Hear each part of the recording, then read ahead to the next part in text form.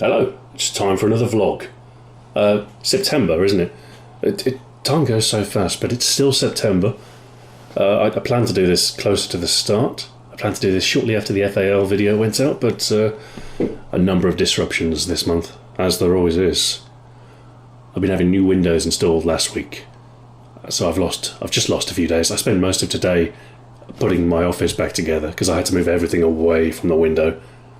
There's a big pile currently where I am now.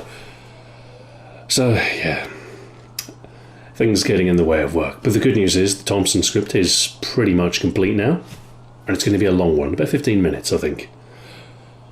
So, this is my second month. I've had one round of payments, so yeah, I suppose that's going to be one of the things I'll be talking about, the things I've been spending money on.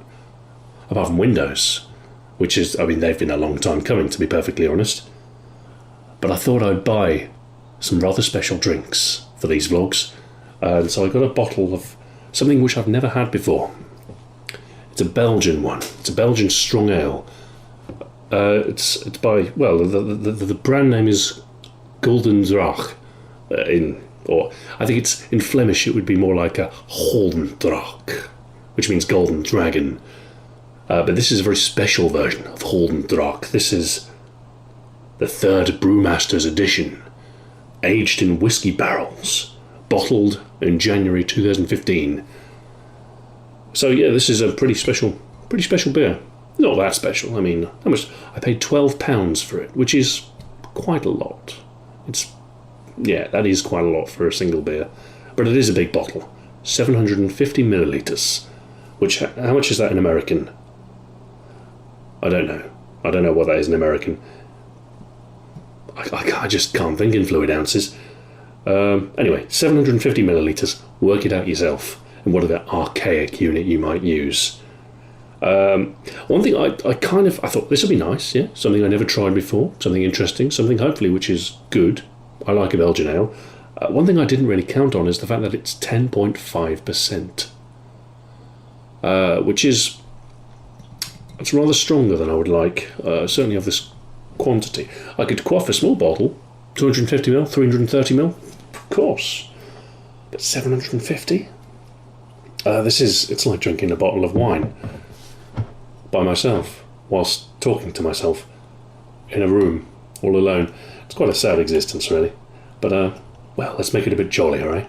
I tell you, 10.5%, 750ml, that's... I'm going to feel the effects by the end of it. Bear in mind, I don't drink often. I think since the last time we spoke, about a month and a half ago, I think I've maybe had one or two beers. I think I've had one beer, and I had one drink which resembled a beer. I think it was an alcoholic dandelion and burdock. So I really don't drink much. I actually look forward to these vlogs just for an opportunity to drink. Oh dear. Oh, that was forceful. There we go.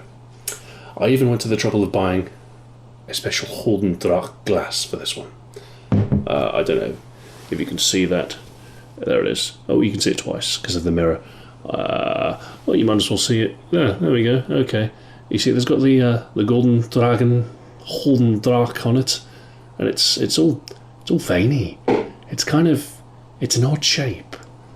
I think it's supposed to be a dragon egg or something, but it rather looks like a testicle to me.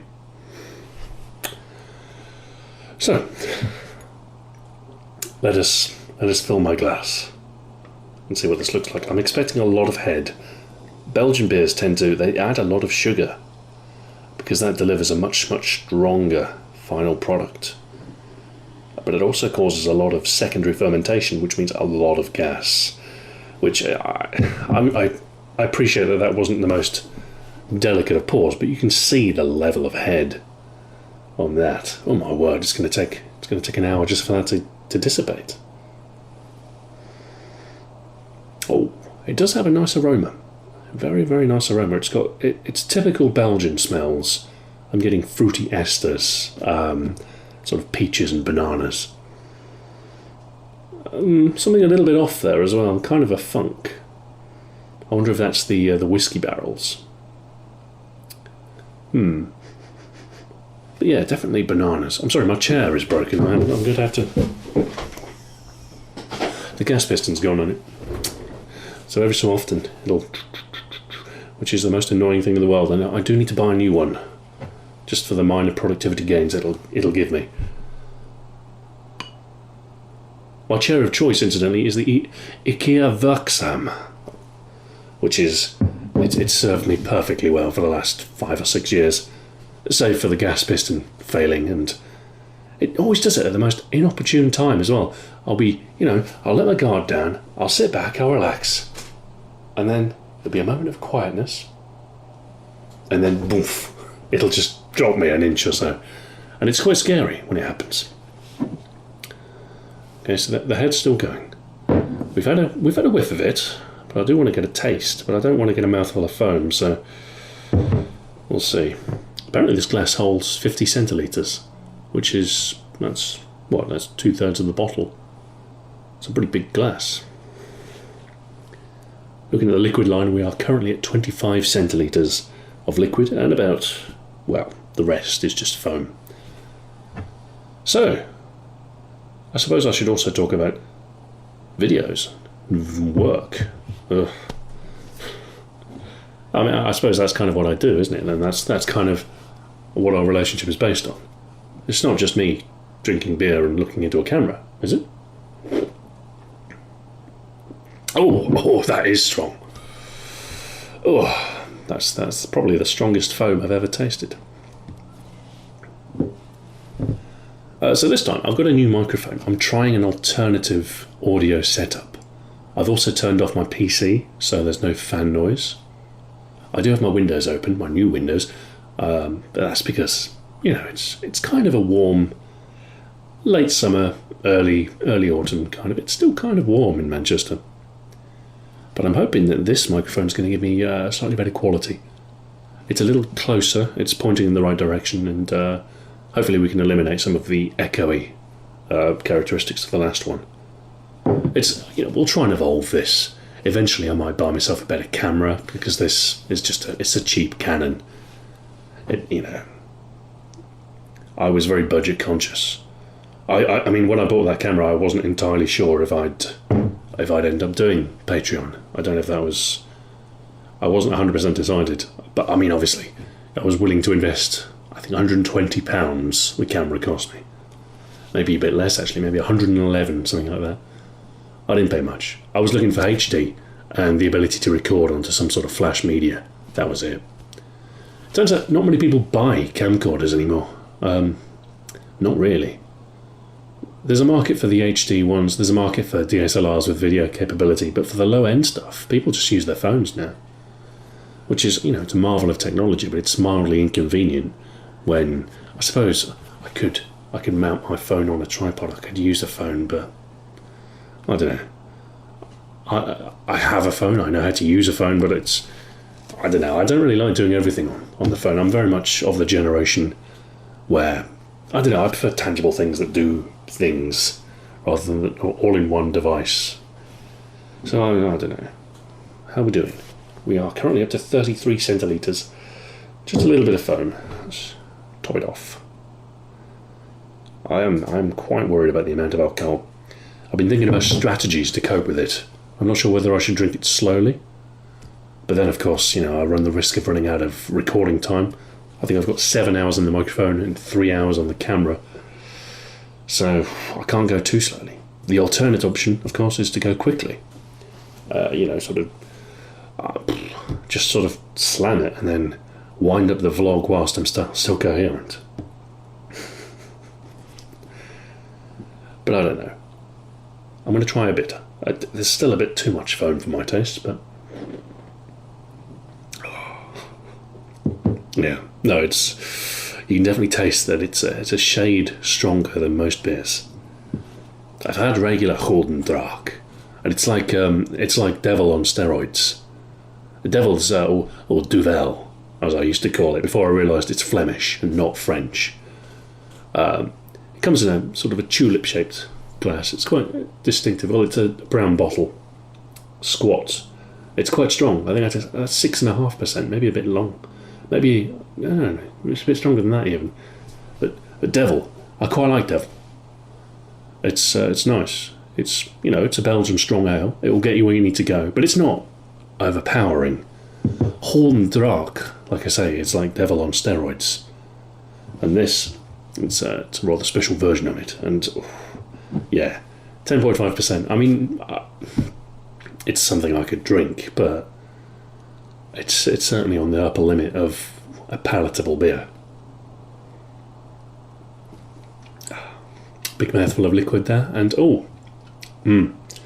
first thing that strikes me is it's very sweet indeed, which is, again, typical for a Belgian. They do like to add their sugar, and some of the residual stuff does end up in the final beer. Once you factor in all of the fruity esters, it is quite a nice, pleasant thing.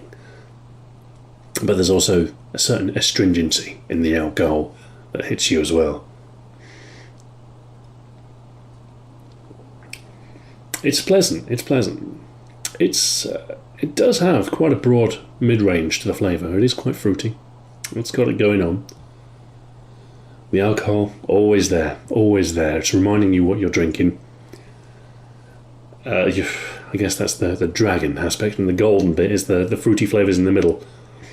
There's not much delicacy to it. There isn't, sort of any sort of light, top notes to it.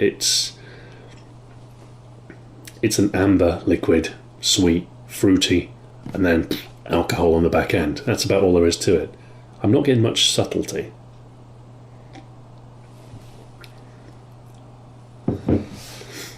There is there's a certain smokiness. I don't know. I'm trying to detect the oak barrel that this beer was supposedly aged in. I don't know. It's there. There is kind of a woody, smoky background. But I think the overwhelming alcohol and the sweetness of the middle is kind of overpowering everything. Not the most balanced of beers, but it's drinkable. You put enough sugar into something, and well. So, I'm doing this last thing, obviously, because after a whole bottle of this, I'm going to be left pretty tired. So, but I've been running around, cleaning up, getting ready to do it, and it's already pretty late. What time is it now? It is almost 10 o'clock. Almost 10 o'clock. And obviously, the baby wakes up at 7:30 in the morning, and that's on a good day. Sometimes it's 6:30. So I'm not looking forward to tomorrow morning. But the good news is nap time is about 9 a.m. So all I need to do, get up at 7:30, give him breakfast, wait until he gets tired for his nap, put him down, and then resume sleeping. This is pretty much my life right now in the mornings. I never was much of a morning person. But anyway, this has really been the first month where I've had a bit of spare money, which it's an unusual state for me, definitely. So I've been thinking of ways to invest in my channel. And, obviously, one of the big things that I'm looking at buying soon is a new PC. Is the one I have now. It's okay, but I bought it in 2011. Coincidentally, I bought it around about the same time I had the Activision work, and I think I got paid a portion of that in advance, or there was a section of the work that I did initially, and I got my first paycheck, and so I had a bit of spare money then, and that was when I bought a couple of things for the PC. Got a new PC. I also got a new storage thingamabob, a Drobo. I got 5 2TB drives in a RAID array, which has been my kind of main work drive and backup. Well, not really a proper backup, but it's got a certain degree of redundancy. Because I've over the last few years I have had a couple of disk failures, and without RAID you do run the risk of losing stuff. So yeah, that was a prudent investment, but that came about through Activision and the money I got for that. But since then, the style of stuff I've been doing on YouTube, making the transition to the more heavily produced documentary style stuff, spare money has been thin on the ground, because the videos, they take a while to do, and they appeal to a relatively niche audience, which I suppose is you guys.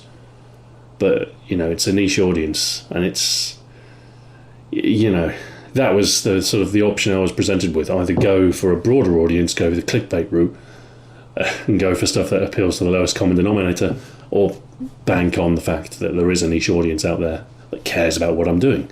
And, well, I suppose given that I hit the $1,000 per month goal, I think that, you know, that's evidence that there is the level of support that I need out there. So that's good news. That's definitely good news, and I can start to think about the future now, which is rather than watch my bank account slowly dwindle. I mean, I wasn't, you know, I was still making some money. I was getting a check, but sometimes, you know, not every month would I make as much as I needed to live, which is it's a precarious place to be in, really. So, you know, I was concerned, and I was thinking about, well, what do I do when the money runs out? The answer is probably get a job. You know, that's the real practical solution. But obviously, that you get a new job, you forget about YouTube, which I know, you know, it's not really conducive to as far as what you guys want. I mean, if I got a job, if I went back to web design, or if I went into something like marketing, or I mean, because I could manage a company's YouTube presence fairly effectively. I don't know. So I've been out of the job market so long, I don't know what sort of jobs there are, to be honest. But there must be some role. I mean, I can attract an audience on YouTube. I can attract an audience wherever there's digital video. I'm a one-man production team, so I'm fairly confident I could find some sort of work, especially given my, you know, my expertise with web technologies as well. But honestly, going back to a 9 to 5 doesn't appeal. Why would it? Like I say, I never was a morning person. But yeah, no, I kind of stumbled into the whole YouTube thing accidentally, almost, with Call of Duty. It was an experimental video. I didn't realise that it was going to perform so well, and I thought, hang on a minute, there's an audience there. And this is without money. This is just I was doing it for the attention. I already had a job at this point. But yeah. So yeah, I've completely lost my train of thought. Yes, here we are. Hello, in the present day.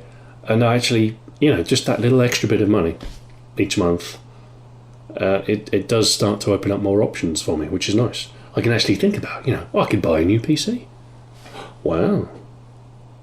That's good. I'm actually quite excited about it. I think the last one was 2011. The one before that was 2007. Oh, 2007 was a good vintage, let me tell you. I was in a very good position there. I had a well-paid job. I didn't own. I was looking to buy at some point. I actually eventually bought a house in 2009. But in 2007, I hadn't really started hardcore saving, and I was actually making more money than I needed. So I had money that I could put away. And I went all out that year. It was brilliant. I think I spent £4,500 on a PC. I thought, I don't just want a regular CPU. I want the Extreme Edition. Oh yeah, oh, it was brilliant. Admittedly, £2,500 of that total was on monitors which I still use today, and I'm so glad I spent $2,500 on these monitors. It's the Dell WFC, the 3007, basically 30-inch panels, twin 30-inch panels. Oh my, couldn't live without them now. It's they do take up a lot of space, but no, it's definitely worth it. I'll have to replace them at some point, and I don't know what sort of panel I'll replace them with. You can get 27-inch screens now, but it would just seem like a downgrade. Maybe I should get 3 27 inches. Maybe. But yeah, the screens were pretty much the majority of the expenditure, and it was so worth it. It's been a good 9 years. Before 2007, I think I got one when I first started in the workplace. When I got my first job in, I think it was late 2003. It would have been 2004 when I got the PC. You know, I was living at home in 2003. Towards the end, anyway. I did eventually move out mid 2004, and all of a sudden I was poor again. But for a brief moment in 2004, in the early years or early months, I was pretty well off, and I can't remember if I got a new one or if I just upgraded, but I do remember getting a fantastic video card, the 9800 XT. Oh, that was a good one as well. I think I spent £329 on that, which for 2003, 2004 was a reasonable amount of money. I understand they go slightly more expensive. I mean, for my next build, I'm looking at the 1070, which I think is like 440 quid or something. Which, I don't want to think about it really. That's a lot of money. But yeah, the 9800 XT, that was the one to have then. The Radeon 9800 was good, but the XT was better.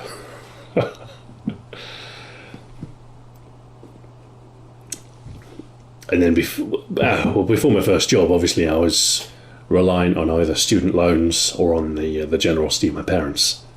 So I think I got a PC 2001, 2002. I built that one myself. I built the 2004 one myself as well. I was actually working for a computer components company, so I got a staff discount. It wasn't significant. I still spent most of my salary, but good times. But the one before that, I think I got a PC late 97, or was it 98? I can't remember. I lose track. I know Half-Life came out shortly afterwards. And that was, I got the PC in 1997, and I got a 3D card in 1998. I got a Voodoo 2, which was quite nice. Actually, I think I managed to get a Voodoo 3. I swapped a Voodoo 2 for a Voodoo 3, which is a brilliant deal. But I think it was a friend of mine, their sister. I think they had a really good 2D card, and they wanted a 3D card with pass-through, which the Voodoo 3 didn't have, whereas the Voodoo 2 did have it. So I got a better 3D performance, and they got the pass-through ability of the Voodoo 2. Everybody was happy. And 3D acceleration was such a big deal back then. I mean, software rendering, you'd get about 20 frames a second on a good day. I mean, sure, if you scale down the resolution, you could push 50, 60, but the pixels would be the size of very large pixels. To be able to, I mean, you were running 320-200 at maybe 30, 40 frames per second. To be able to go to 640-480 at 60 frames a second, absolutely glorious, absolutely brilliant. And it was effortless as well. The Voodoo just managed to do it.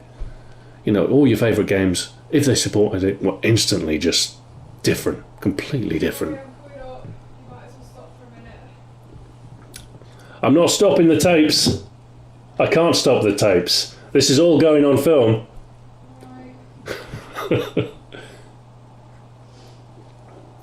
It's bedtime for the wife.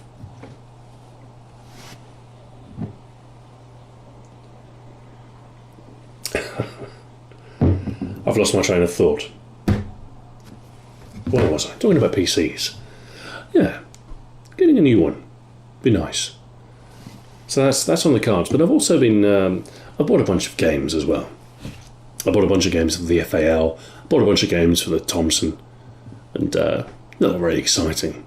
I like buying them used. I get them for a couple of quid a go. So a whole bunch of Medal of Honor games that I've never played. Medal of Honor Frontline. What's the other one? Vanguard? I can't remember. There's so many. I got bored of Medal of Honor. I think by the time Call of Duty came out, I just lost interest in the Medal of Honor series because they weren't as good. I remember Pacific Assault. A friend of mine lent it to me, and I just couldn't be bothered playing it. I think I was burned out on Medal of Honor. I was a bit burned out on World War II in general, actually. I bought the first Call of Duty, but I never bothered with COD 2 until much later. I think, Call of Duty 1 was the last World War II game I bought during that era. And I think it wasn't until Call of Duty 4 that I got back into the series, and I was dubious about Call of Duty 4.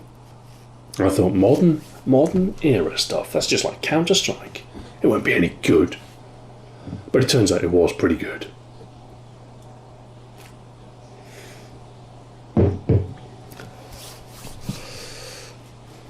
So yeah, I bought a bunch of games. I also bought myself a new shock mount because my old shock mount was absolutely knackered. Absolutely knackered. The elastic had gone on it. One of the arms had broken off. And everything was being held together with string, elastic bands, and, well, all kinds of bits and bobs. Here it is. It's the remnants of my old shock mount. This bit's okay, actually. That's fine. That's the outer cage. The elastic, which, trust me, isn't particularly elastic anymore.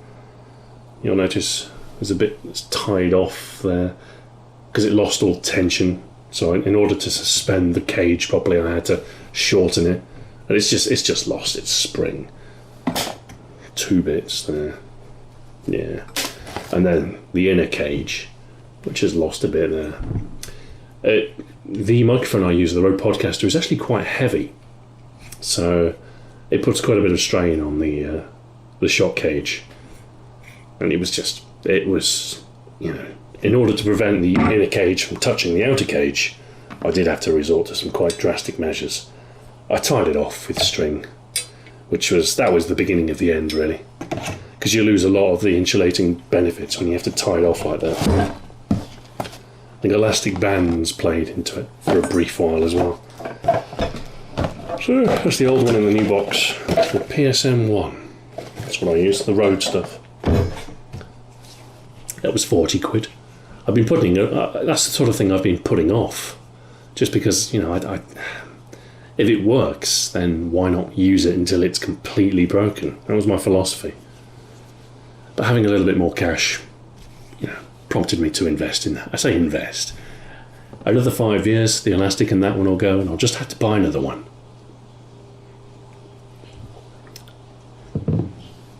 Another thing I've been looking at is I like doing my music.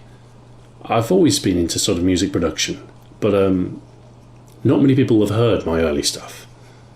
I would play it to my friends, and they'd look at me in a slightly bewildered fashion and say, "What was that?" But they don't get it, man. So I consider myself an amateur when it comes to music, and that's because I am an amateur, of course.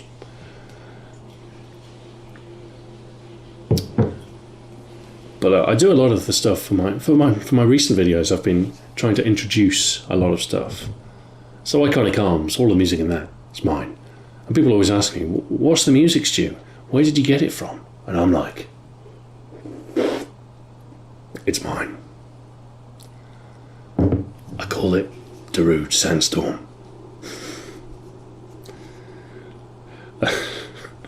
I'm tempted to write a song called Darude Sandstorm, just so when people ask me what it's called. But yeah, I like doing the music. It's another thing that I like doing. It's as much as I like doing the graphic design and the script and all of that. I like to do the soundtrack as well. It's quite nice. So I did the stuff for the zombie soundtrack. I've done most of my recent ones. But I was thinking about buying a copy of Reason, because I use that, but I've been using, should we say, an extended demo. And I recently, for the Zombies video, I downloaded a 30-day trial of the latest Reason, which I think is Reason 9. And it was fine. I actually prefer the editor, the block editor and all of that sort of stuff, because I was stuck using Reason 5 or Reason 4. No, it was Reason 5. And that was okay, but for some reason the site where I was downloading the extended demos from didn't have any version that was reliably functioning past version 5. But to be honest, I mean, yes, I pirated it, yes, I admit it, but I wasn't really using it in a professional capacity. I was just messing around with it. I was fiddling with the knobs, so to speak. But now that I'm starting to actually, use my own music in my own sort of work, I'm thinking about buying a license for it. And I was almost on the cusp of doing it. But it's 280 quid. 280 quid! Software is expensive. But yeah, with Patreon support, that is something I'm considering doing, because I do like being able to sort of inject that unique side of things into my soundtracks. So I might be tempted to spend that money. £280, 280 British great pounds. It's expensive. I resent paying for it, but it's a really nice piece of software, and it's totally worth that. But it just, I don't know. I balk at paying anything more than £40 for a game. Never mind, Well, I say that, there's one exception. There is one game that I do spend. If they were to classify their consumers into whales and people who are not whales, as they do with mobile games, I would be a whale for Forza Motorsport. I love that game. Oh, I'm terribly excited about the release of Forza Horizon 3. So much so that I've actually I did pre-order the Ultimate Edition for early access, which I think is £80. £80. But I'm terribly excited about it, and it's the one game series that I'm terribly excited about. So it's not that big of a deal, eh? I think I'll probably do the bonus for September. I'll probably do that for Forza Horizon 3. I'll record some gameplay with it, because I will be playing it quite a lot. And yeah, I'll do a bonus. Oh dear. I think I'm starting to feel the effects of this beer. Okay, right. I can now confirm this bottle is now empty. Okay. Don't worry, my glass very much full. So by my reckoning, I've drunk about a third of it. Oh dear. Now, I'm already feeling a bit jolly. I'm starting to lose track of my... What have I lost track of? I don't know. I've lost track of something. And I still have another 50 centilitres to go. This could get messy. Anyway, yes, I'm talking about all the things I could buy. I'm excited. I'm excited. Not that I'm not being irresponsible with your money, of course. I say your money. I mean, it's my money now. Our money. Yes. I am quite frugal. I have to be quite frugal because, obviously, when you I have decent savings put away, mostly from the Activision work, but when you have variable income, when you don't always cover your expenses every month, you do have to be careful, because too many months like that and you find yourself with a rather empty treasury. So I have a certain level of lifestyle that I like to keep, but I haven't really been indulging myself on too many fronts.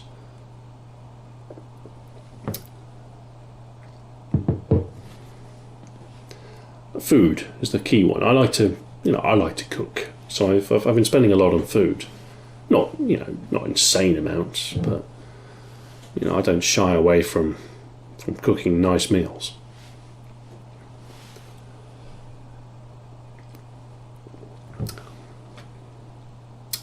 But yeah, so yeah, I'm talking about finances, and really I don't have much planned apart from a new PC. But I'm thinking long term, and I don't know. One of my dreams is to, I'd like to find somewhere else to work, like an office. I don't know exactly what it will be. I just want a space sort of outside the house where I can go to and get away and focus a little bit more. But I don't know, even just like a box office. But it's quite it's a big expense. And it's something I don't want to drop £300-400 a month on rent for somewhere when, I don't know, I'm not sure if the benefit will be that great. But I think it's, long term, maybe that might be something I consider. I mean, if we're thinking, sort of in a sort of capitalist mindset where you must expand, if I am to expand, then that would be the next sort of logical big step. Get somewhere, get an office that can accommodate me and maybe some other people, and then maybe thinking about taking on some staff, maybe thinking about, getting a lackey to record stuff for me, maybe. That's, but then on the other hand, I'm thinking, I'm not really, this is not a capitalistic thing, this is an artistic thing, this is something which cannot necessarily be scaled up. So I don't know. At the minute, the sort of things I'm looking at are really productivity gains, stuff which makes my life easier. So a new PC, for instance, if editing is slicker, then that is going to give me a tangible increase to my performance. It's also going to let me play more modern games at a decent frame rate, because there is a risk, obviously, with an old PC that you can't play stuff at 60 frames per second. And given that my videos are now 60 frames per second, there's the risk that my PC's lack of performance might start impacting the quality of recording. That's one reason I prefer to play on consoles. It's because, well, it's on both ends, actually. For the latest games, yeah, they tend to run at 30 frames per second, but it's an optimized 30 frames per second. And if, it's better to play 30 frames per second on the console than it is to play at an unlocked 30, 40 kind of a jittery frame rate on the PC that can't quite run the game properly. Well, I think anyway. Oh, in addition to that, I like my games from 2006 to look like they were from 2006. I'm not really... a lot of people sort of suggest downloading mods to improve the appearance of games on PC. I'm not really a big fan of doing that. I do like to present them as authentically as possible. So, sometimes there are games from 10 years ago on PC and Xbox 360. I generally favour the Xbox 360 version, even if they look a little bit ropey compared to the PC version with the latest patch. I don't know. I mean, it depends on what I've got, really. I will play it on PC if I've got it on PC. But I don't know. I like playing on the consoles because they're kind of, it's always going to run the same. It's always going to be exactly the same as the developer intended, even if they intended 11 frames per second, and so be it. But I don't know. Obviously, with these are sort of issues. They're a bit more transparent with the move to my videos at 60 frames per second. The console footage can be a bit more jarring, but I don't know. It doesn't bother me too much. I just like recording external footage.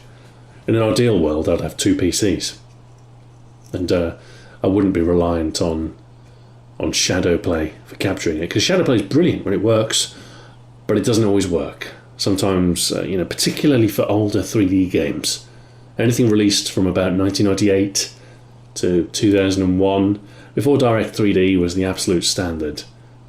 There are just some tricky edge cases when it comes to recording.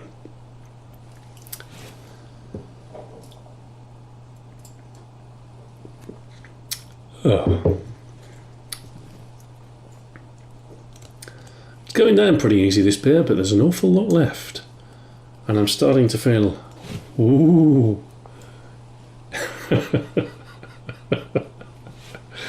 Ooh. Yes, jolly, I think is the word.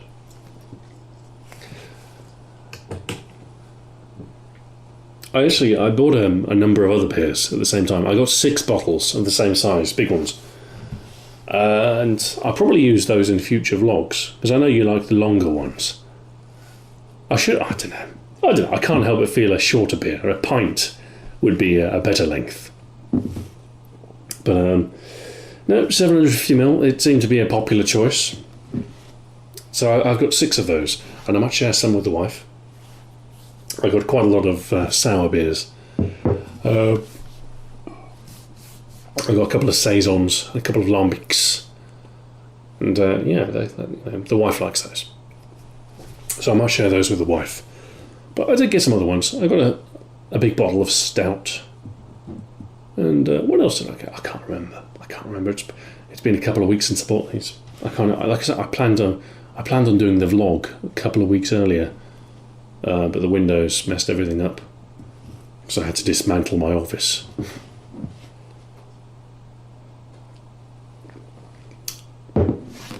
But yeah, I have a stock of decent beers in now. Some of them are quite interesting. So anyway, yeah, buying stuff. It's nice. It's actually nice to be able to do it and actually have a bit of spare cash and think about, how, stuff like, I could buy stuff to improve my videos, whether it's software, whether it's hardware, anything really. Oh, potential. Bristles. So, what did I do in the last month? I actually went to a funeral in August, late August. There was a funeral. That took a few days away. I went to Scotland for a few days. I mean, I don't know. It's nice to get away, but for a funeral, not so much. And then, I don't know, just, it's a tough time with the baby. Because I spend 3 days a week looking after him, which I don't mind, and he does nap a lot, so I do get opportunities to work. But it's it's so easy just for the days to drift, particularly when you've got something going on. But the good news is things are going to get a little bit better going on. From December, I'll have an extra day, which is something nice.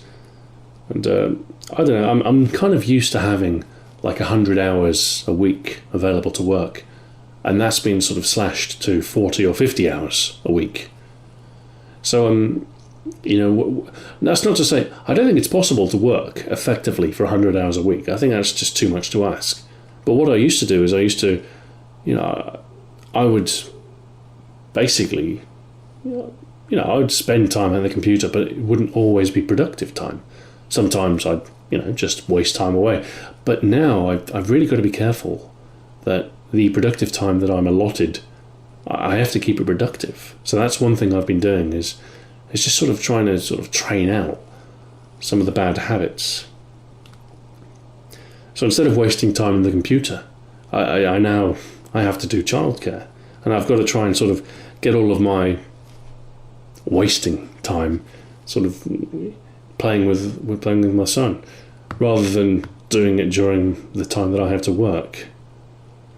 It's difficult. It's it's just a transitional thing. It's one of those things. It's going to get better slowly, but no. It's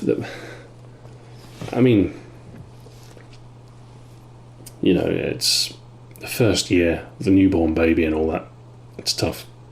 It is tough. You lose out on sleep, for one, and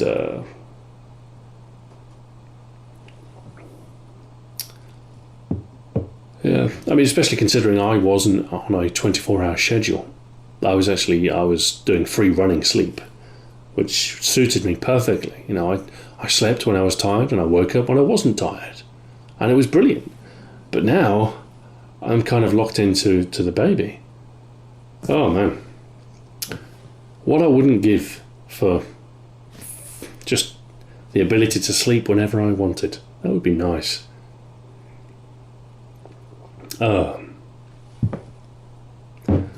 I'm rambling. Yes, this is rather too much alcohol for a vlog, I feel. Excuse me, I'm on my phone. I might read some comments. So let's talk about the FAL video. The FAL video went down quite well, I think. It went rather well.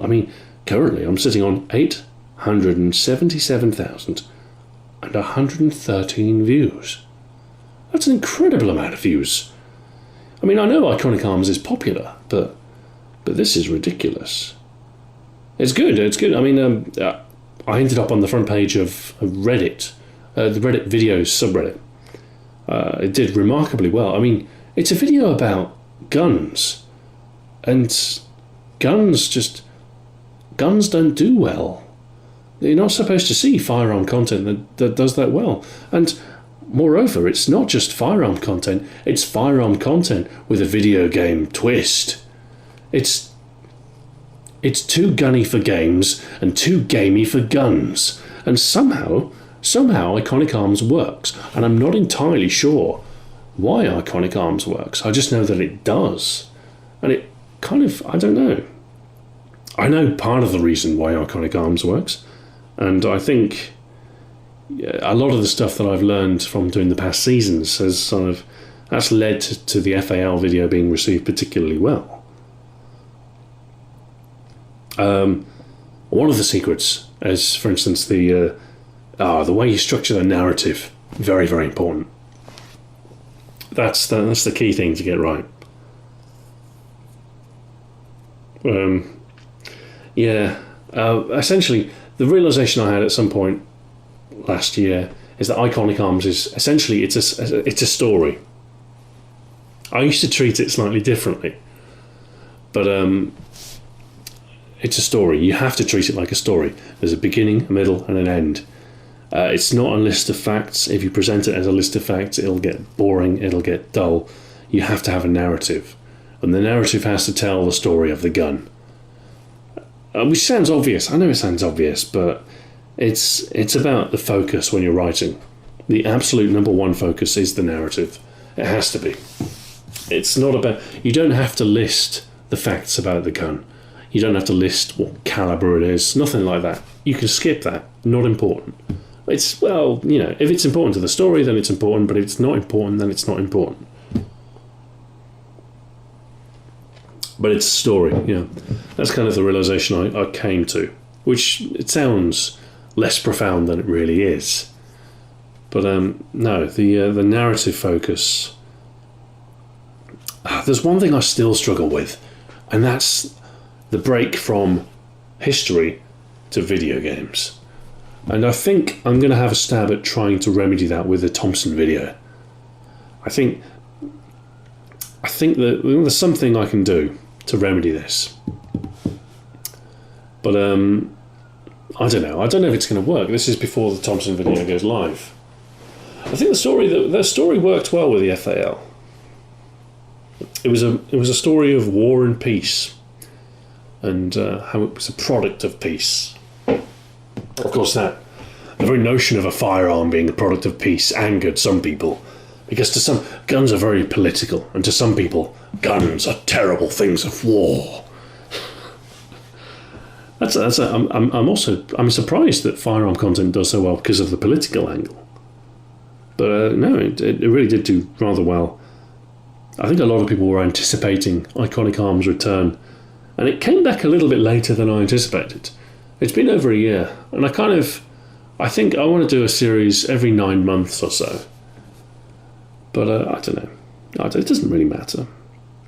Just whenever. It's been a tough year. Give me a break.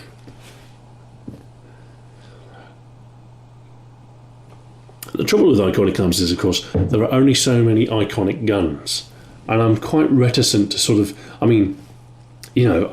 given the fact that it was trending, given the fact that it's a popular series, the logical thing to do is to pursue it and beat it until it no longer gives you any sort of credit.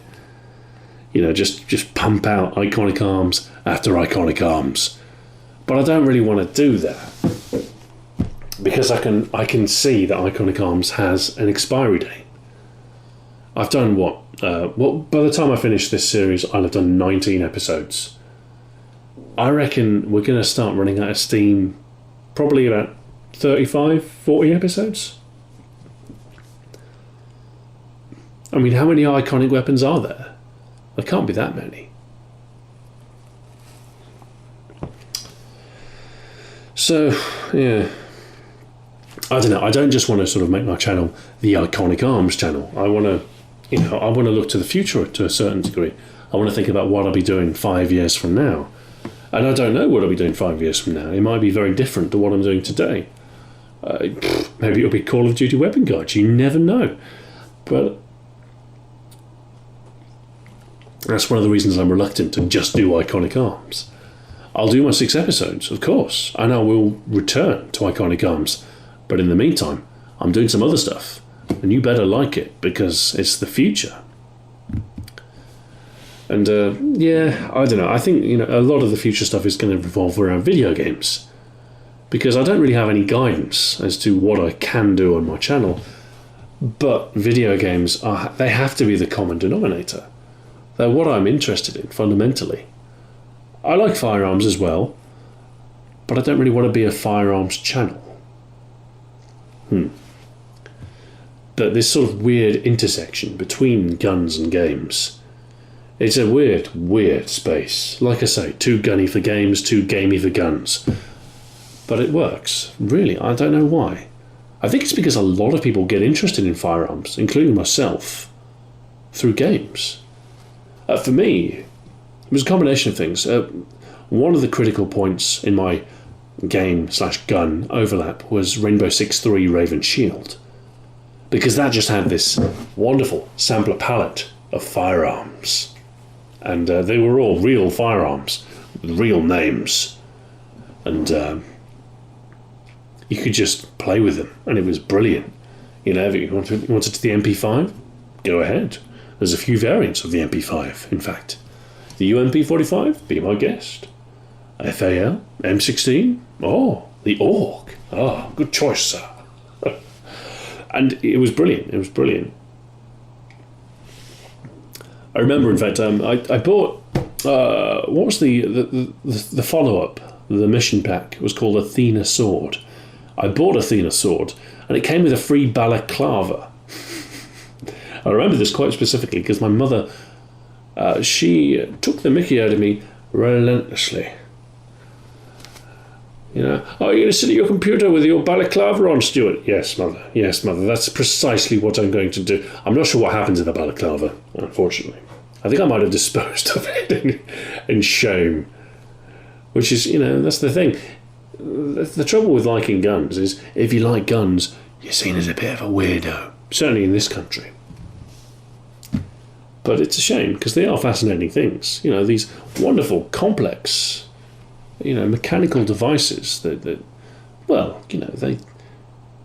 they're an integral part of culture, The guns the action heroes use, the guns the bad guys use, stuff like that. And I think there is some merit to that. I think that's really what Iconic Arms is all about. It's about the depiction of firearms and culture, and it's about people who've come to grips with firearms through video games, through interactive media. It's a really weird space, but I think it's one that's resonant with quite a lot of people. I mean, particularly the popularity of video games like Call of Duty. I mean, how many people in real life have fired an MP40? Well, probably quite a few Germans in the past. In contemporary terms, though, I'm sure there's a few of them lurking around across the world. But they're a rarity in real life. You can't... I don't know. If I wanted to shoot an MP40, I don't know where I would go. America maybe, somewhere. Maybe. But it's not the easiest thing in the world. But how many people have shot a virtual MP40? How many people have played as a Nazi or, someone who's picked up a Nazi weapon in a video game? And the answer is millions. And so for these sort of iconic bad guy weapons, they've been seen in so many war films, most people's experience with them is entirely virtual. And so I guess that's where Iconic Arms comes in. It's an odd one. It is an odd one. And I don't see Iconic Arms as the future of my channel. But I can't deny its popularity. I need to do the MP40, as it happens. So I am slightly concerned about the political aspect of guns there. Because I don't want to be seen as like a weird sort of right-wing conservative gun channel. Nothing wrong with being conservative, I want to point that out. A lot of the rhetoric about politics these days kind of vilifies the right wing as though they're uncaring, immigrant-hating people, and I think it's more complex than that, I see the right wing as slightly more pragmatic, and I see the left wing as led more by the heart. But I don't think, either side is necessarily wrong. It's just different perspectives on the whole thing. But I probably shouldn't talk about politics.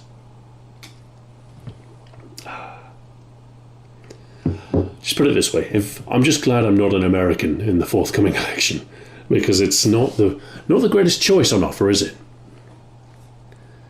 Truth be told, if I were an American, I'd probably vote third party for all the good that would do. But that's pretty much what I do in the UK. I like to vote for the underdog. The principal reason for that is because I'm a centrist. I don't really share. Well, I suppose most of the parties these days are centrists, aren't they? But I don't go for the big two. The Conservatives, no thank you. Labour, they're a shambles, let's be honest. I'm down to 33 centilitres. What does this mean? I don't know. But I do know I shouldn't talk about politics. Doesn't matter that much. I'm not being that controversial, I know, but I'm not that interested in politics. I'm really not. So yeah. Next up is the Thompson, which is a very iconic weapon. Very iconic.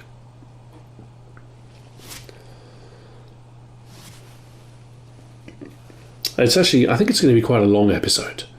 The script is looking about 15 minutes long. It might end up being longer, which would make it the longest Iconic Arms by quite a considerable margin.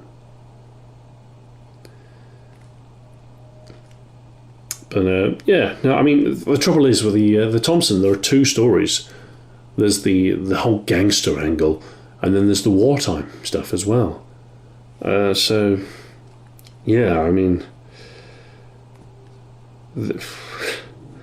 lot to talk about, and there's a lot of games that feature it. So it'll be nice to get it out of the way, but I do think it's going to be quite a long one. But we'll see how it works. I'm taking a slightly different approach with this one, because in previous Iconic Arms, I kind of split history. From your perspective, history, and then gameplay. This one's going to be slightly different.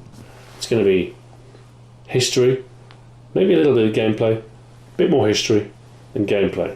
So it might be a little bit more mixed up. There won't be a clean delineation between history and gameplay. And I think I might try and inject some movies as well, instead of just video games. I think video games are going to be the terminal point on each arc. But,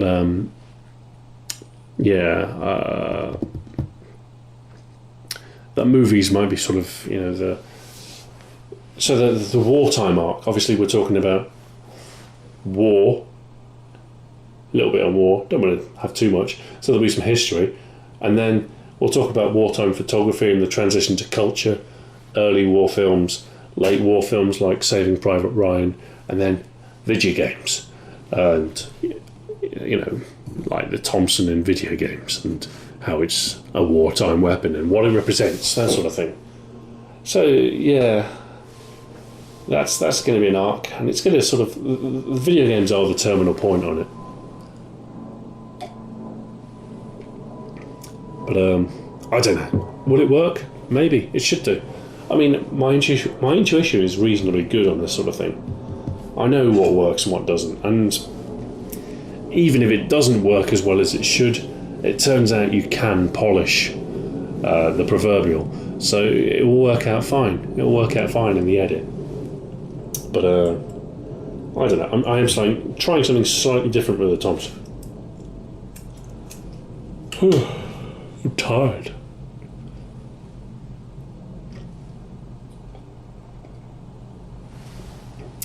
The only trouble with it being a slightly longer video is that the script took longer to write, and it's probably going to take longer in the edit as well. So I'd like to say it's a week away, Maybe it is, but there's a lot of graphics to do. I don't know. I should be recording it in the next day or two, and that'll lock the script in. And from there, I'll just snatch time whenever I can. I've recorded most of the games. I've got a few PC games left to record yet, but most of the console games have been done. So yeah, I don't know. Yeah, the Thompson's a pretty safe gun. It's iconic enough. It's in enough games, and there's a good story there. What's after that? The bow and arrow. Now this is something special. This is something different. I think it's an ancient weapon. It's sort of a firearm for one. So, it'll be interesting to say the least. After that was the M60. The M60, that should be a relatively short episode because, there isn't that much to talk about. I think the overarching theme on that one will be America's philosophy on war and, the changing face of war as well, and how, for as powerful as the M60 is, it's impotent in the face of guerrilla warfare. It is kind of representative of America's impotence in the new face of war. But I guess I shouldn't be too rude to America. I did have a bit of a go at them in the FAL script because, they went their own way. I don't blame them, to be honest, because let's be honest, they are about 75% of NATO, if not more. So if they want to go their own way, they can do. That's the trouble with, being America. You can do whatever you like. So I don't blame them. But yeah, the M60, Vietnam was not a happy war for America. And the M60 is there's a tinge of sadness to it, like Rambo. There's a tragedy with Rambo. First blood and all that. You draw first blood. So that's going to be an element to the M60 video. Might be quite sad for America. Vietnam and all that. The rocket launcher, that should be more joyous. Just explosions, really. I wonder how well that one will work. Because the rocket launcher isn't really a definitive weapon. I might talk a little bit about the history of rocket launchers, and stuff like that. But the main focus is, because there's a lot of rocket launchers in games, it's a generic go-to. And finally, the P90. Yeah, the P90 is fine. Plenty to talk about. Well, not that much to talk about. It's got an interesting design. It's in a bunch of games. But apart from that, it'll be fine. It'll probably be a relatively short episode. The M90 and the P90, the M60 and the P90 should be short episodes. The rest of them may be longer. I don't know about bow and arrow. I think it could end up being reasonably long. About 12 minutes, maybe. But it could be longer. It could be shorter. I don't even know. I haven't planned it yet. I haven't even finished the second episode and I'm already looking forward to the end of Iconic Arms. It's not that I dislike doing them, it's just I have a creative itch, and sort of doing newer stuff, it excites me. So I'm looking forward to doing the Polybius video, a bit of hardcore video game history. This is also going to be a chance for me to stretch my analytical legs. This is going to be a video unlike anything else I've really done before. There's actually going to be some primary analysis. I don't know whether people will enjoy that or not. They might do, I don't know. But for Polybius is the video game that doesn't exist, which is, an interesting twist in and of itself. There's a few videos of Polybius out there, and I want to do a sort of an analysis of them. So I'll take the videos, do it frame by frame, break it down and say, this is from such an era. And, to be clear, Polybius is a video game that doesn't exist. It's a conspiracy theory. It's an urban legend, but it's a fantastic one. There's definitely a story there. And I'm rather looking forward to telling it.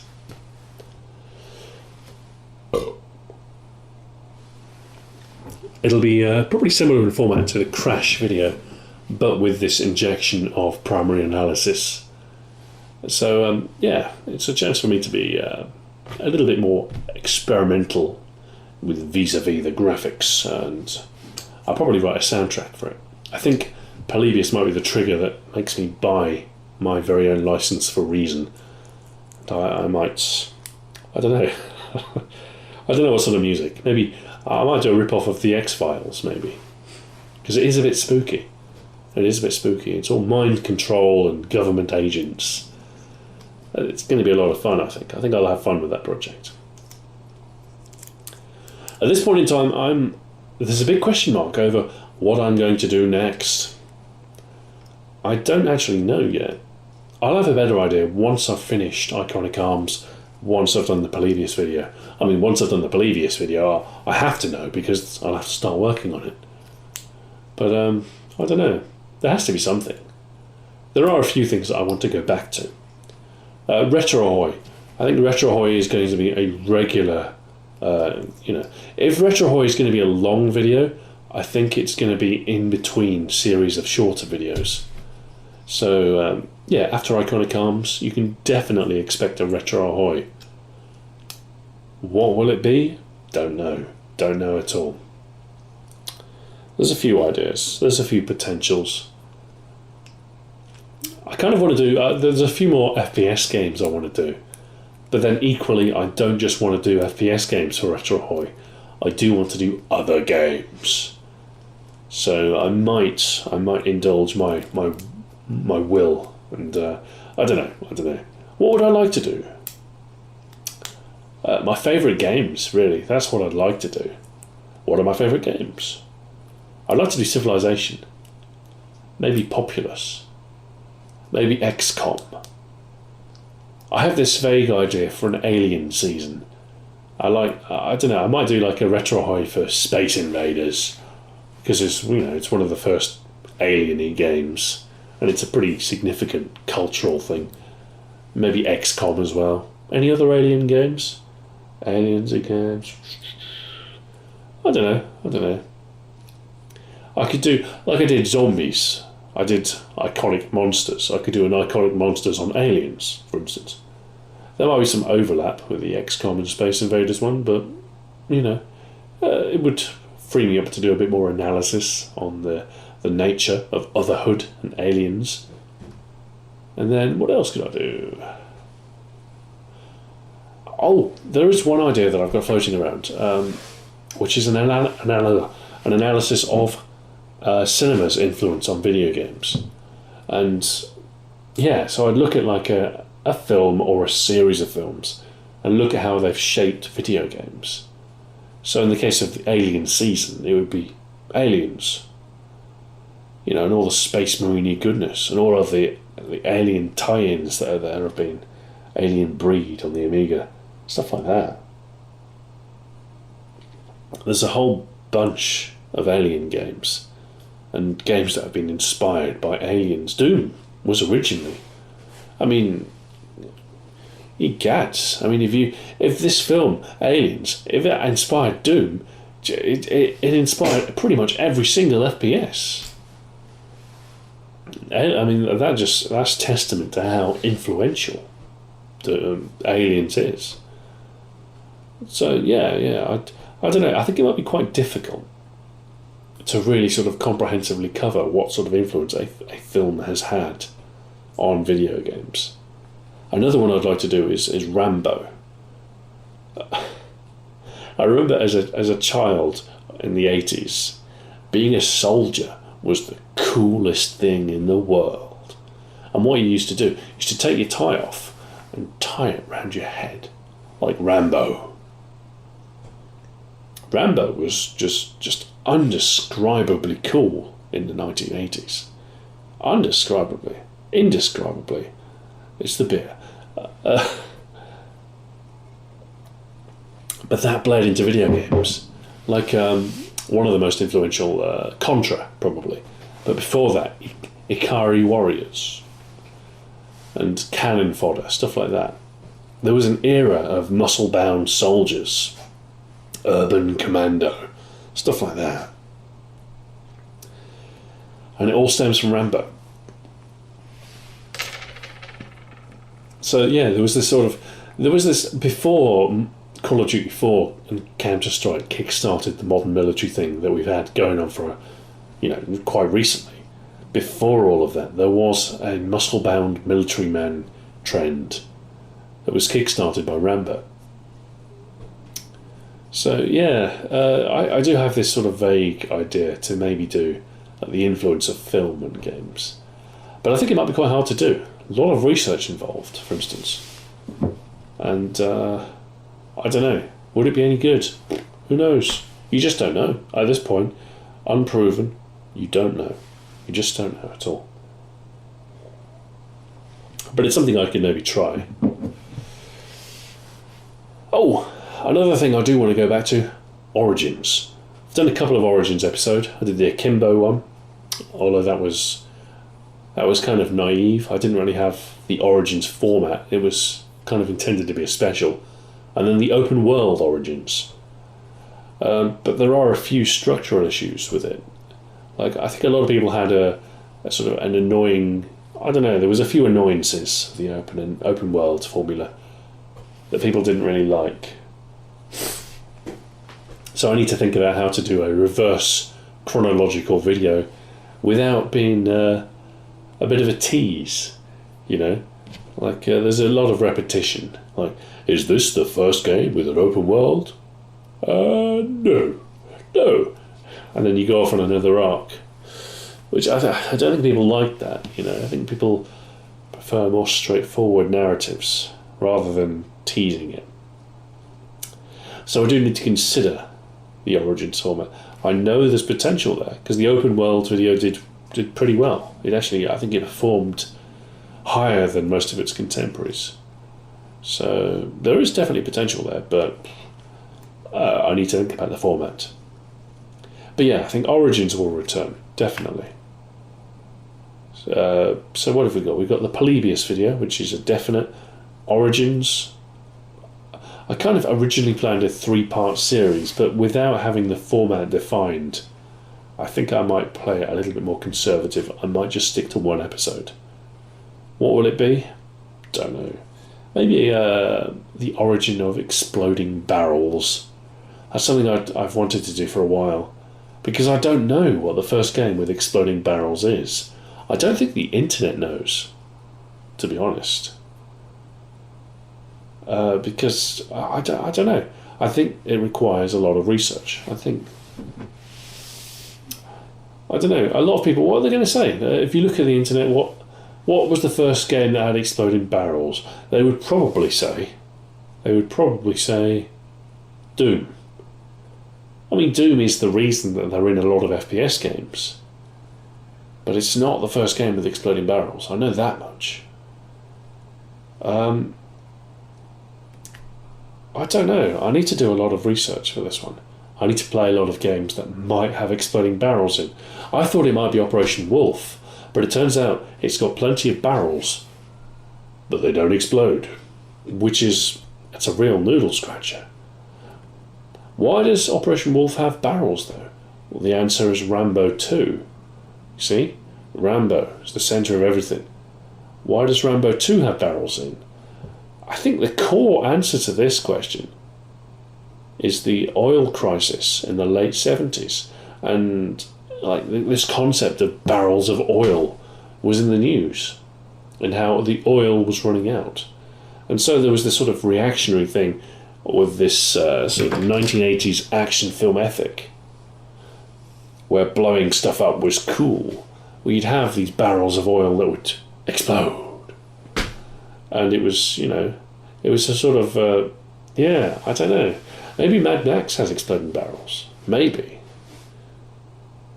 The idea being that gasoline is this essential resource, and a stray bullet can just ignite a month's supply, a year's supply, an entire supply. Maybe. I think that's where it stems from, the oil crisis. That's the catalyst. But what was the first game that had exploding barrels? Why did Doom have exploding barrels? I don't know.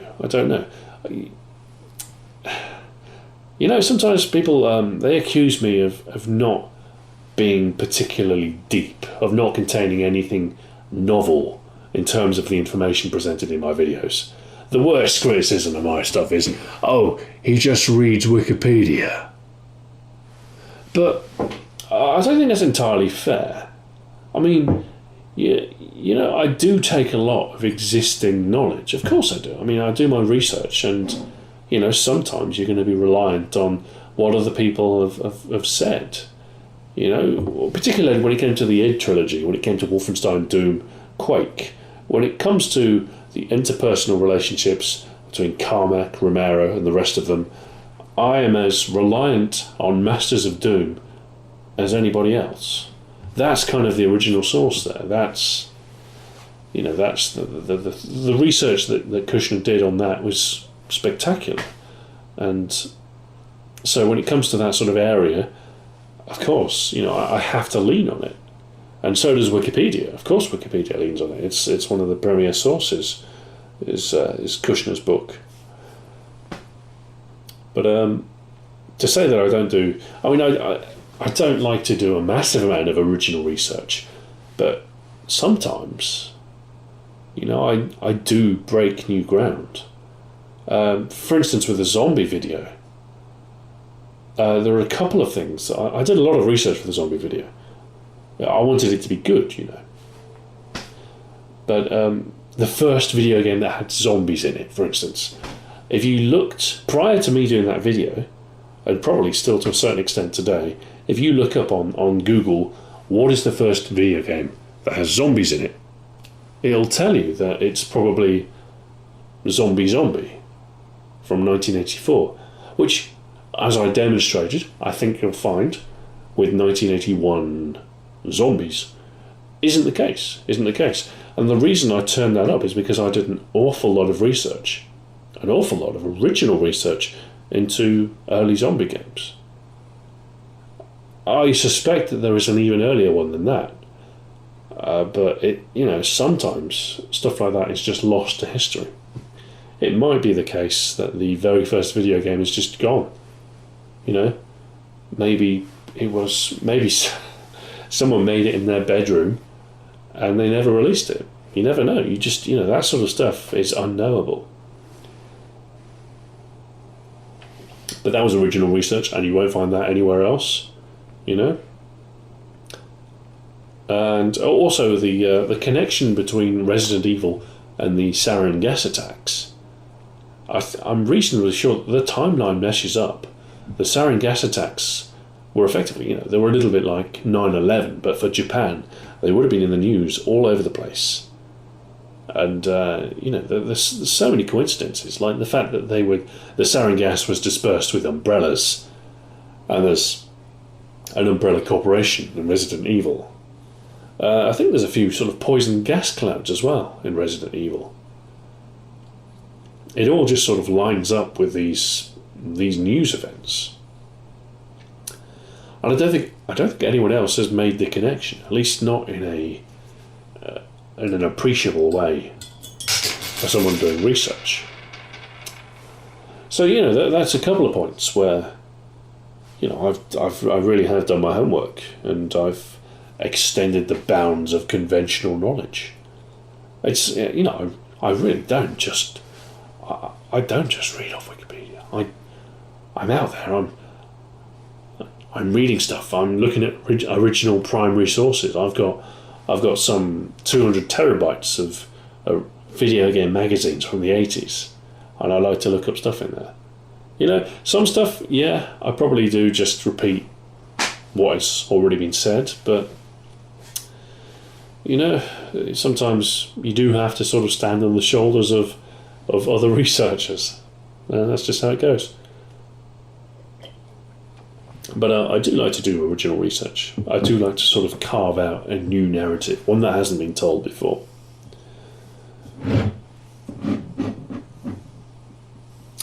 So, I don't know, when I see criticism that says my work is shallow, I don't know, I get it a little bit. It cuts me, man. It cuts me deep.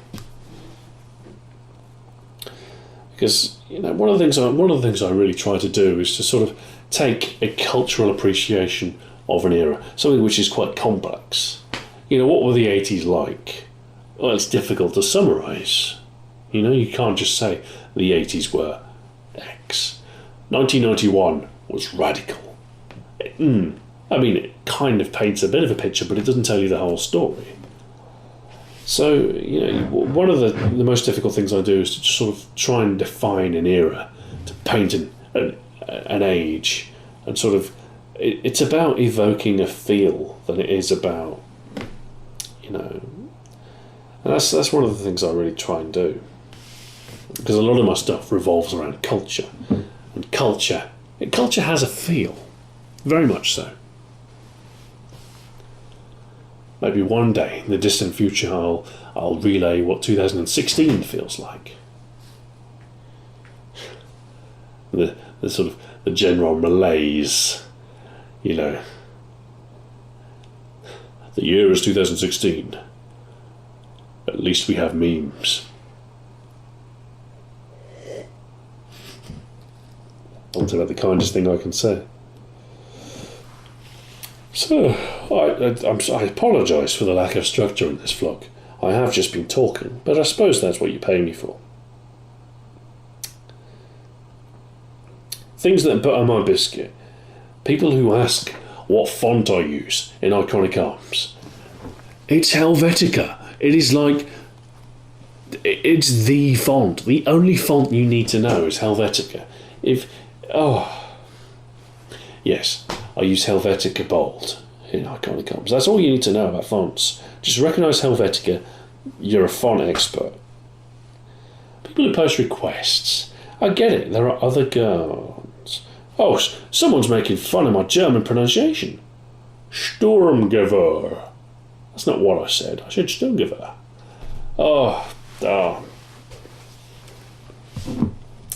I see this on the MP5 video quite a lot. The pronunciation of Heckler and Koch. Actually, Stu, according to their website, it's pronounced Heckler and Coke. That's the pronunciation they tell Americans.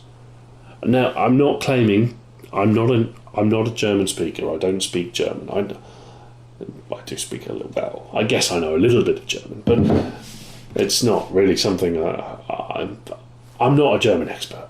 I'm not even a German novice. I'm a German beginner. But I do. What really cracked it for me is when somebody said to me, the Germanic CH is actually very similar to the Scottish CH. Oh, right. So Koch is pronounced the same as Loch. Why did nobody tell me that before? Heckler and Koch. Simple. Boom. Done. None of this Koch. No. I've heard Coke, cock, all kinds, and it's all wrong. Coke is fine if you're American and you don't want to say it the German way. Koch is an approximation of what a German person might say. But I'm sorry, my pronunciation of Sturmgewehr is... What do I say? What did I say? Sturmgewehr. Stur. What is it? It's slightly more emphasised, isn't it? It's Sturmgewehr. I don't know. I can't do it. I'm too drunk.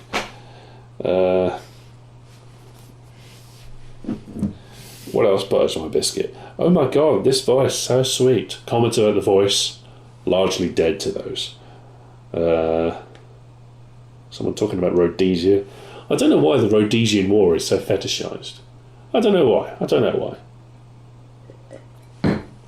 I mean, I like the FAL. I love Rhodesian camouflage. But I'm kind of glad I didn't delve too deep into particular conflicts for the FAL. And I think that was a good decision. I think keeping it general is very much the right choice. Because if you go into stuff like Rhodesia and the Falklands War, you start to get political and you start to sort of get affiliations for a gun which is supposed to be apolitical. It was supposed to be a universal rifle. Oh, so many requests. Maybe do the HG40. What is the HG40?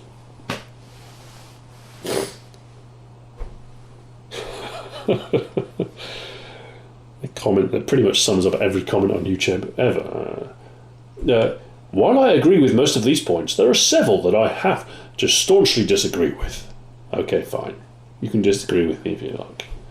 Future iconic weapon, SA-80. A lot of British people asking for the SA-80. Yeah, of course it'll happen. I would like to do the L-85. It's not in games as often as it should be, but it's iconic enough, and it does have a story about how it's a bad weapon.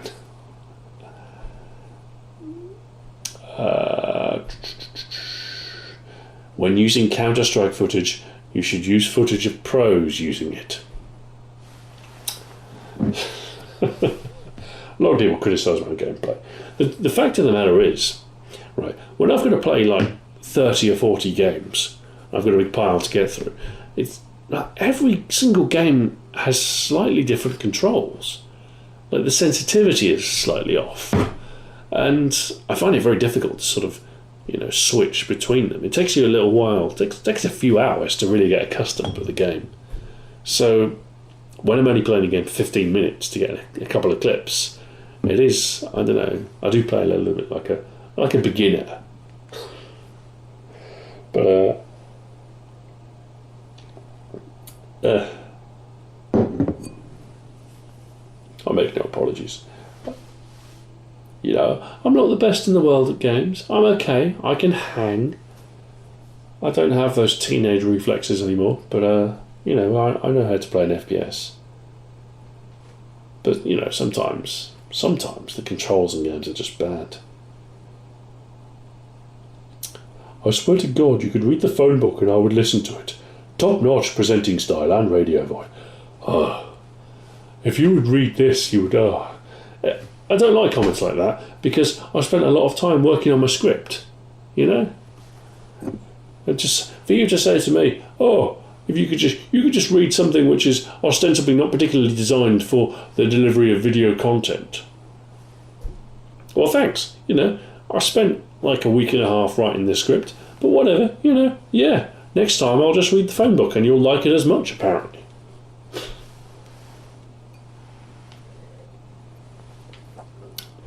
Apparently, a lot of people forgot that I existed. A lot of people watched my Black Ops stuff, and then when the FAL video was trending, they all came back to it. And it's like, I remember this channel from... It's fine. Whatever. I don't mind. It's nice to be on the trending page, if only for the bump in advertising income. I have very, very few good months, but the month the FAL video went live, that's a good month. Someone accusing me of being propaganda, which is kind of true, but only by virtue of the fact that everything is propaganda.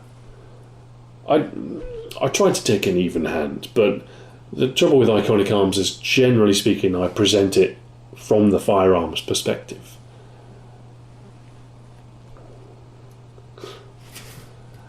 There's a Russian fellow here who's got rather confused by the Treaty of Brussels. What? GB, France and Benelux? Safe world Nazi? What? No, I'm just saying there was a treaty between those nations for fear of... Never mind. I'm not saying... No, nobody's denying the Soviet influence on the Eastern Front of World War II. Nobody's taking that away from you. Okay. There's quite a lot of Russian fans of Iconic Arms. I think Russians quite like guns. I think Americans and Russians are actually quite similar. They both like guns. All right, that's the only similarity. But they have a lot in common. Well, they have at least one thing in common. Just lists of guns. Recommend Thompson, MAC-10, Barrett, USP-45, SCAR L/H, M14, M16, M249, M240, ACR, G36, G3, L85, 870, AN94, AEK, RPK, M40, R700, UMP 45, and Dragunov. Those are some ideas for future videos. I've got a lot more. Keep up the content. The worst thing is, right, if I do any of those guns, he'll think that he gave me the idea. What you've done there, right, is you've just listed a bunch of guns. Like I don't know that these guns exist. Oh, the UMP-45? I've never heard of that. Oh. Requests make me a little bit salty sometimes. I cannot tell a lie.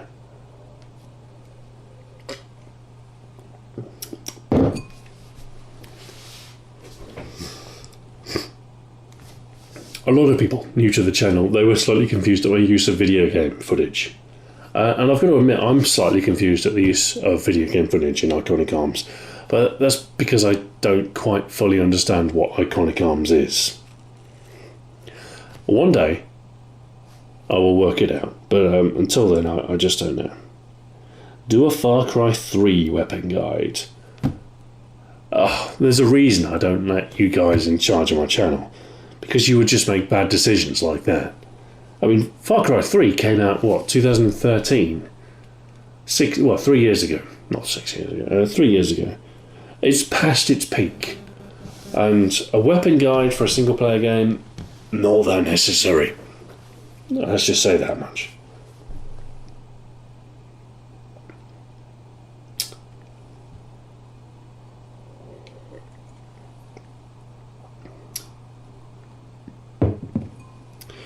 Yeah, people definitely like Iconic Arms. And yeah, I still don't know why. I mean, I kind of do. Guns are cool. Games are cool. Will you ever return to doing weapon guides? Those were absolutely fantastic. I don't think so. Can you host Top Gear? I'd rather not. It's a bit of a... I don't know. Is there even going to be a second season?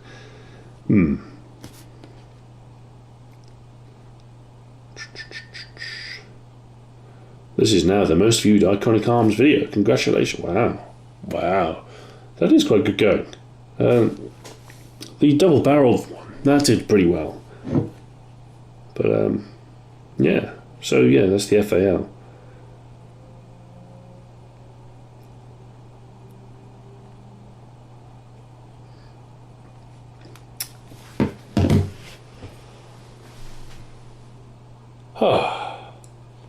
Yes. Yes, definitely had quite a lot of beer now. Well, not in terms of quantity. I haven't been to the bathroom yet. I have yet to break the seal. But that's one of the good things about drinking a beer that is very strong, but not very long. Is, of course, you do not need to break the seal, as it were, before you get quite drunk. Yes. I forgot to put the logo on the front. There we go, that's better.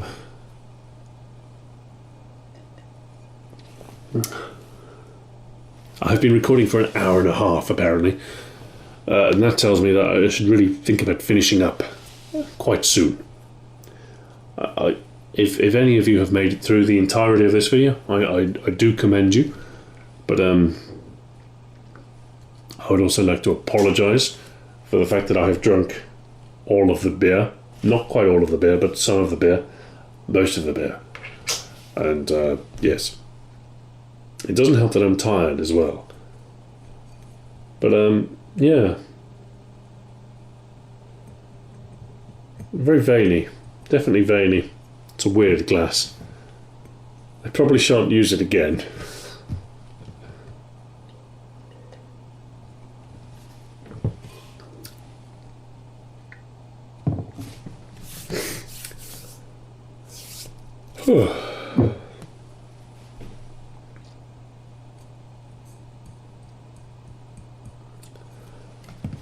So, I think I might have arrived at a point where I've run out of things to say, which is a shame.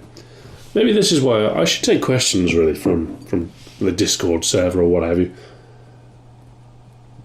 But it's a chance to, it's a chance for me to talk to the sort of the abstract audience and sort of to explain stuff, which, you know, in a way gives me kind of a better position and understanding of where you guys are at. It's nice to have an abstraction of your audience, to sort of be able to talk to someone and say, you know, I know you like this, but I'm going to do this. And I know you also like that. Because you are a gestalt of different people and you have different preferences. But yeah. It's actually quite nice to be able to hash it out, with an abstract audience member, which is, I suppose, you, in a sense. It's a good exercise. But, yeah, I only wish I had more time. I only wish I had more time to work. But, like I say, things are going to get better. So,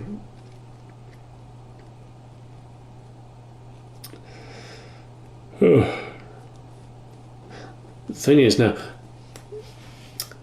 think about babies, right? For a while, they're okay because they don't go anywhere. And then they start going places, but they're not very good at going places. So you've got to watch them because they might fall over and then they'll cry, and that's the worst thing ever.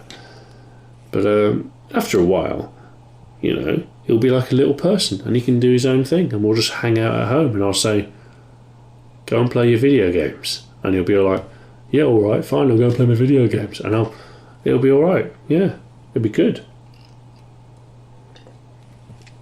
But right now, what you do, right, is you let him do his own thing, and then what he does is he just finds the most efficient way of committing suicide. And obviously I don't let him do that. I step in and say, don't do that. That's dangerous. And then he does it anyway. But it's fine. It's fine. If anything, I think it's a testament to my parenting skills that it's been nearly a year and he's still alive. I mean, don't I get some credit for that?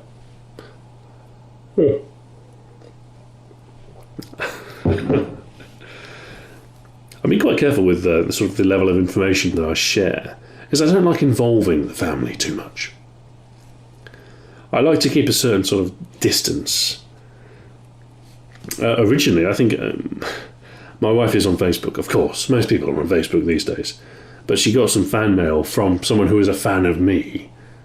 After, I think my Facebook profile was public, and someone sent my wife a message. I think she might have been just my girlfriend at the time. And that was kind of the point when I realised that maybe I should be a little bit more coy when it comes to details, and I should definitely lock down my Facebook profile so people can't find out who my family members are, and they can't send them messages and stuff. Because it's an inconvenience that I just don't need. I think I've been quite good. I don't think many people know my address. I've never been doxed or anything. I think part of the reason for that is because I haven't made any particular enemies. Maybe I do have some enemies. What if I've got an enemy? Oh man, I bet I don't have any enemies. I take things pretty, simply. I don't seek to antagonise anyone. That's one of my... Really, the secret to avoiding drama on YouTube is to not get involved in drama. That's the key thing. That's my tip. If you don't want to get involved in any drama, just if you see drama, go around it and just ignore it.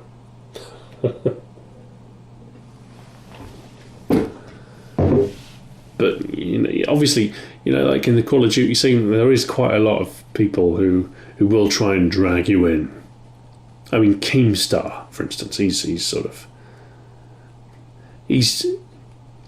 been involved. He started out in the Halo scene, but he's been involved in the Call of Duty scene for a little while. And there are little spats that sort of appear. People who sort of call you out on things. There was one channel who claimed he played against me on Black Ops 2, and he claimed that I camped for the entire match and used claymores. And all the comments were like, yeah, I knew he was a camper. He just looked like a camper in his gameplay videos. I knew it. It's not true. I'm not a fan of camping at all. I don't camp. I don't see why I should have to defend myself. Anyway. But I was so offended. I looked up all my gameplay videos. I looked up and I looked for his gamertag. I never played the guy. Not once have I played the guy. He made up the story. He made up the story in which he played against me, and apparently I camped. And he made this video like, oh my word, Xbox ahoy. Oh, you think he's good, but he's just a camper. He was just trying to stir up stuff, hoping that I would respond to him, but I never did respond to him. I've just realised that I've responded to him, but I haven't named him. And this was several years ago. And the good news is his YouTube channel is a failure.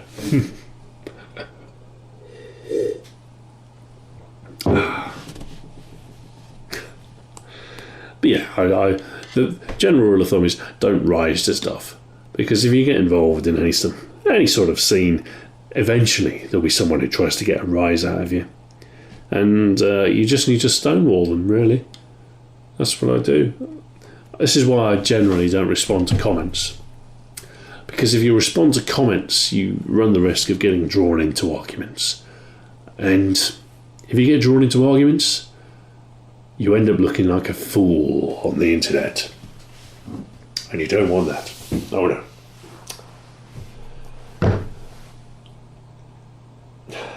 I'm reminded, once upon a time, there was a fellow called Drifter. Some of you may know him.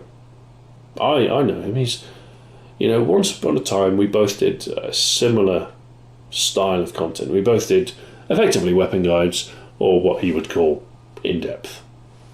And he's a good fellow. I like Drifter. He's a good guy. But once upon a time, he I think he made a video about me and some other people. I don't know. I think there was an insinuation that I made stuff up, that I was a charlatan and a liar. I don't know. I don't know where it came from. I don't know. I mean, the factual basis of it came from the fact that, when you're in the sort of the statistic game and the Call of Duty stuff, and you've got, basically, occasionally you make the odd mistake. It happens. But I think in some video I'd made a mistake, and, to someone who was preoccupied with the truth about Call of Duty, obviously, it might have seemed like, I don't know, like I was careless. But I don't know. Anyway, he made a video about something like that. It was, it was quite inflammatory. I think it was designed maybe to provoke something. I don't know. But I didn't respond to it. Well, not in public anyway. I sent him a private message. I was amicable, because you have to have a certain degree of respect for your peers. And he took down the video. I think he apologised. I don't know. I see Drifter being involved in quite a lot of drama. A lot of people in the Call of Duty scene absolutely hate other people who are successful. And Drifter, he's done pretty well. I mean, certainly since Modern Warfare 3, he's been the go-to guy for Call of Duty stuff. At least as far as information about weapon stats is concerned.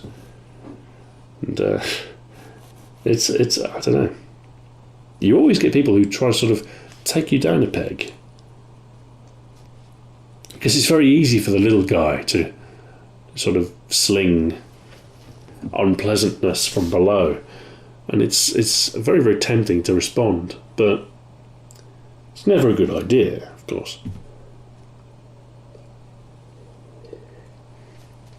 I don't know where I'm going with this. I'm just finishing the last of my beer. Reminiscing about the COD days. I don't miss them. I do much prefer being creatively liberated and being able to do whatever I like, even if it is only one video every couple of months.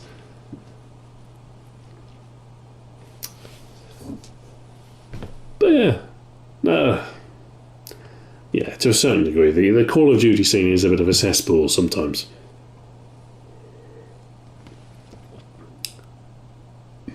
Although the odd thing is, as time goes on, you start to miss the old guard. Like even people who were vilified back in the day, like White Boy 7th Street. You sort of think, well, you know what? He may have been a bit of a scumbag with regards to his giveaways, but we were both sort of involved in the same scene at the same time. The original Black Ops scene, we were both active, and in a way that made us kind of peers, brothers, if you will. And you kind of afford him a certain degree of respect.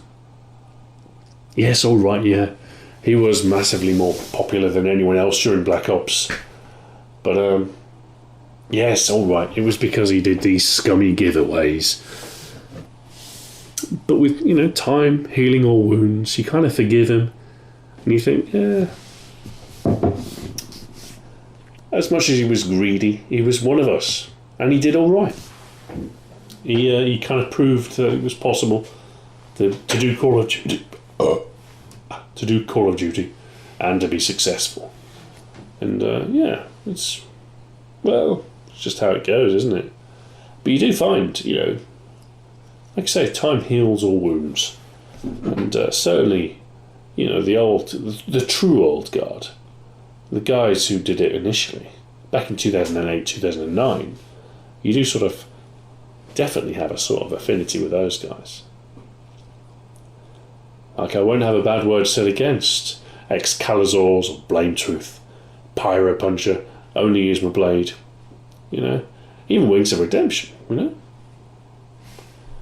It's been a long time, and we all kind of had that same origin point, Call of Duty. And, it's worthy of at least some respect.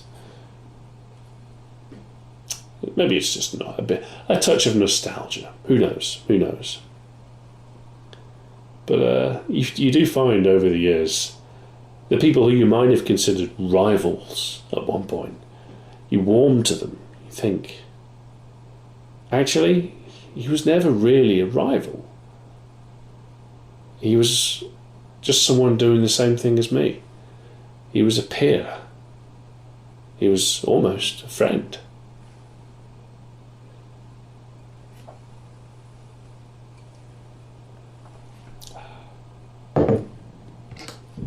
I have finished my beer. It's been a long vlog. I'd like to apologise for that. The Hollendrach has certainly taken it out of me. I couldn't tell you whether it's been a particularly entertaining vlog, but it has been a long vlog, and I know some of you guys like that. But I think I'm about to press the pause button, or the stop button, and I'm about to get some sleep. Because it is now, let's see, what time is it? It is now 11:20. And I'm to be woken up in 8 hours, which is not enough hours. Not enough hours. So, I'd like to thank you all very much for watching. And I'd like to especially thank you for being on the Patreons and giving me your monies. Because it is very important that I have the monies for which to live.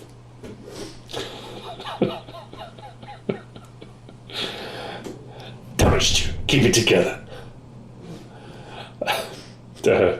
Yes. So until next time, farewell.